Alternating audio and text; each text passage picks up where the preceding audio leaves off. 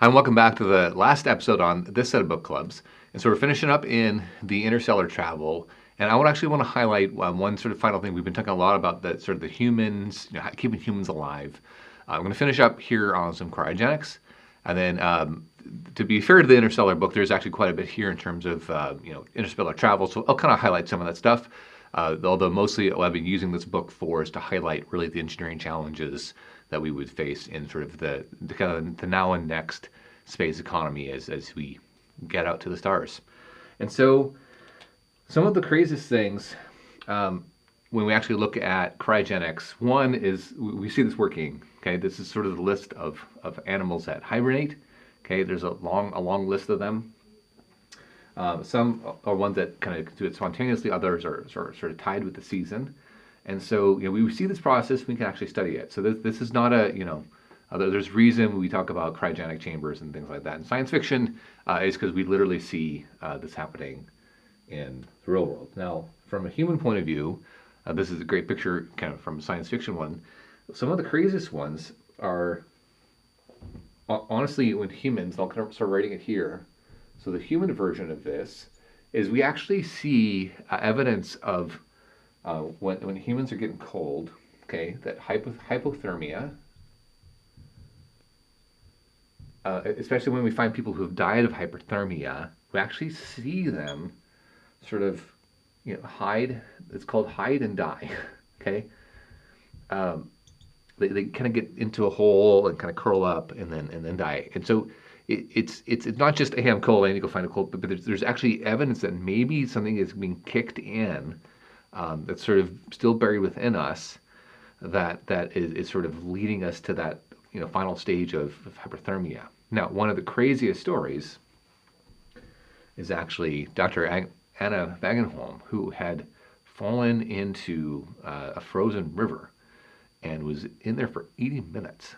Okay, and her body, basically went into cryogenic, and then they finally got her out. It took 2 hours to get to the hospital, and the doctors, the quote in the article was basically saying, like, the doctor saying, no, she's not dead until she's warm and dead. And so they just kept sort of raising the body temperature, kind of taking the blood out and warming it up, and they brought her effectively back to life. And this was something like 3 hours after, effectively, right? You go back to how long can humans stay without oxygen, right? So that's sort of long past the sort of 3 minute, but into this crazy state, and then she recovered, and it's fully alive, fully functional. So quite the story there, right? And there's also a story of someone who hid in a 747 wheel well, and up at those altitudes, and it's super cold, and they also survived. So there's actually now like a couple of these stories of people surviving. So we know something here's happening. It's hard to sort of do experiments on humans, but there's evidence here that there is something really to be pulled from. Okay, and so there's kind of two versions. One is suspended animation.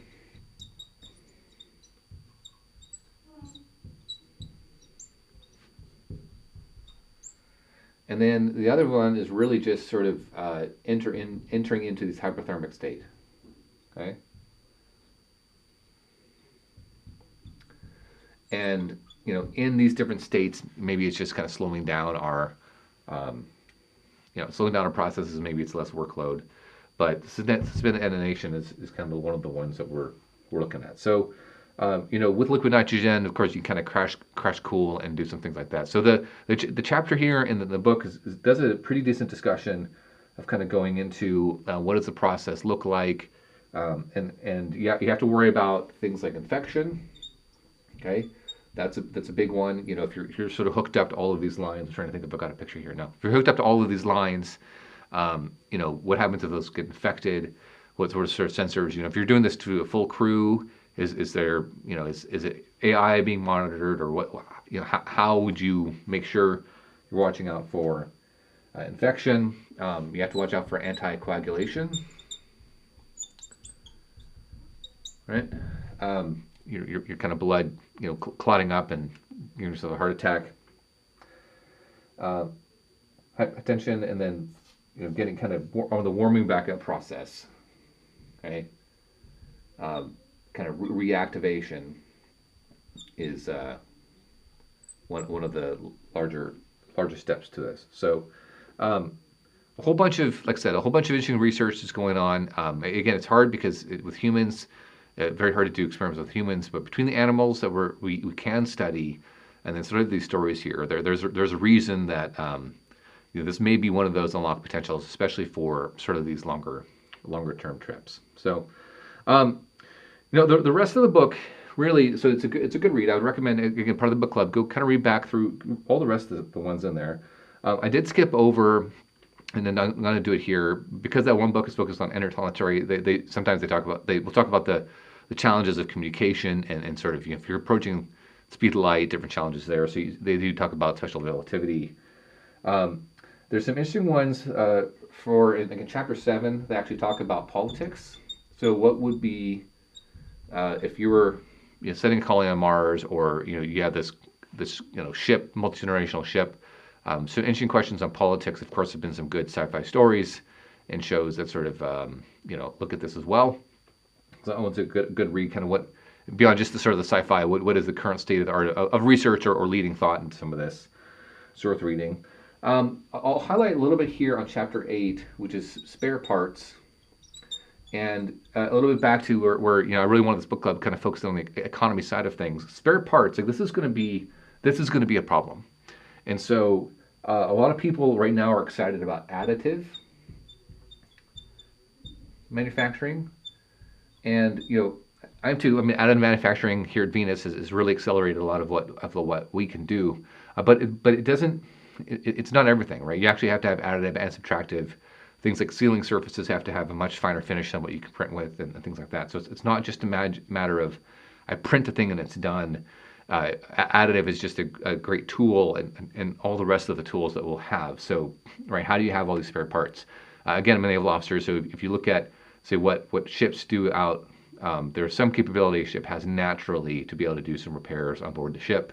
And then within sort of a group of ships, will either have an aircraft carrier that's sort of your, larger thing, so you can fly the parts over to the aircraft carrier and do larger repairs. Sort of an aircraft carrier can sort of help keep the rest of the fleet supported, but ultimately you need some sort of shipyard at some point. So this is going to be a big one.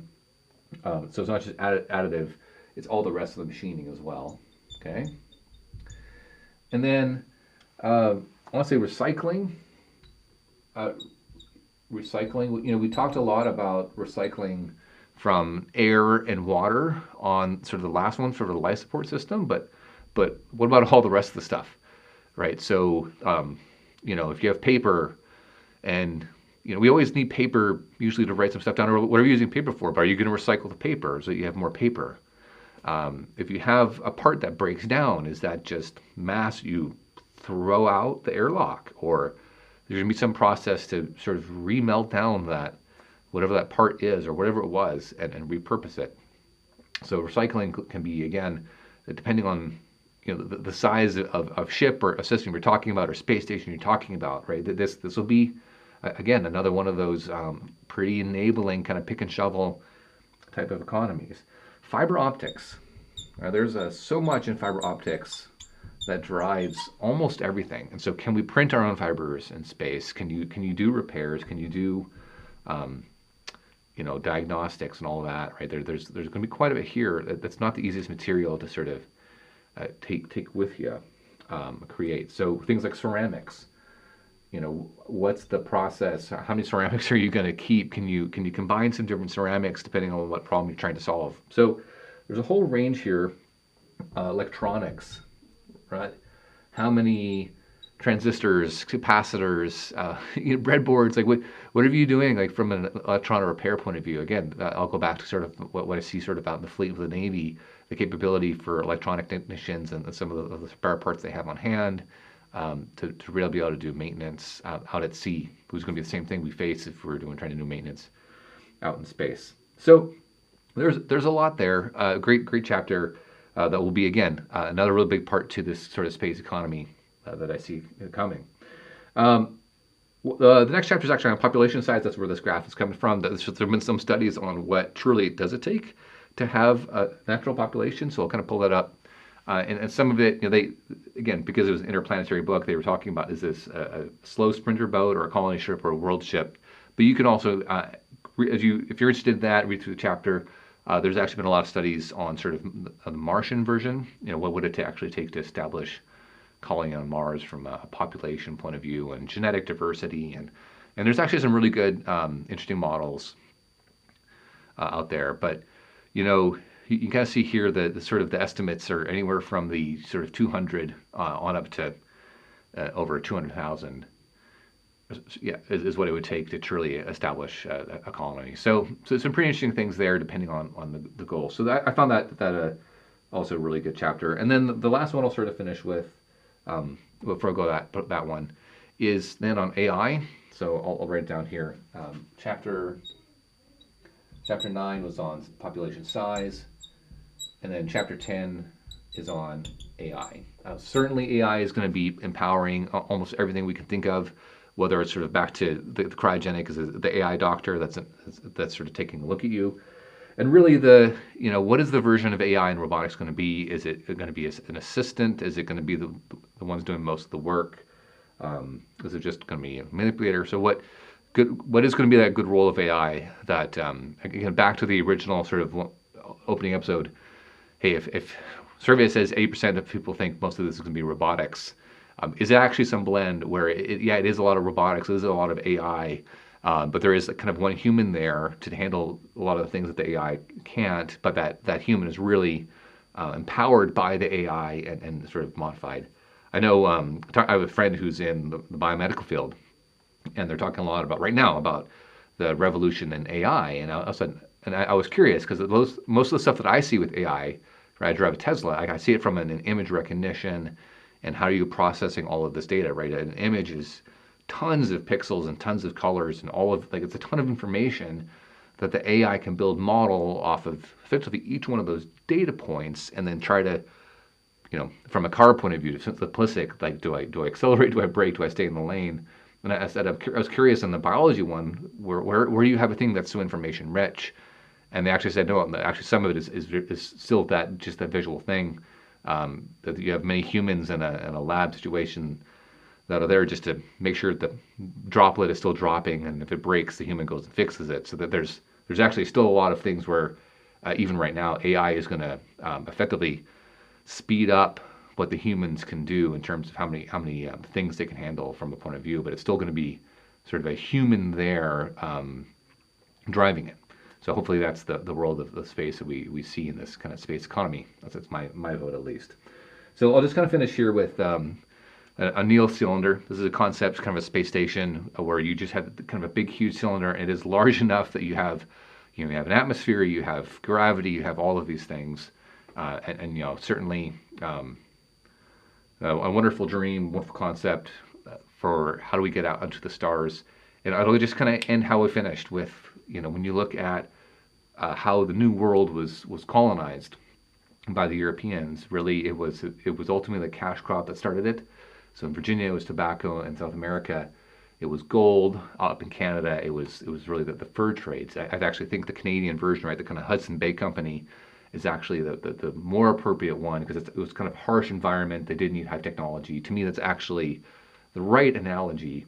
And so you start with that cash crop, but then there will be all of these other ways to make money, all of these other economies that could stand up, right? But Virginia was not all about growing tobacco. They eventually, had self-sustaining cities and farming and doing all sorts of things.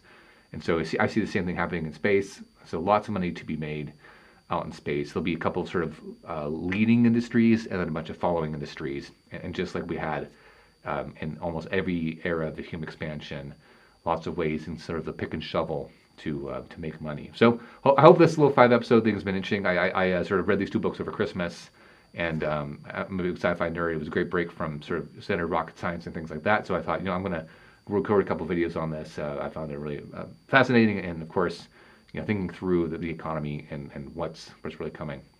So we'll see you on the next series of Book Club. And remember that the whole point of Book Club is there are some great books out there. Go read it. You don't always have to sign up for a university course. My job here is not to replace a professor in any one of these things. It's just to sort of highlight. If I can kind of take what a book is doing in a chapter and condense it down to 20 minutes and give you that sort of shot in the arm, dig into the details of the chapter, especially on some of the things that are more technical. Your own learning is on you, and you will grow as part of it. So we'll see you on the next book club.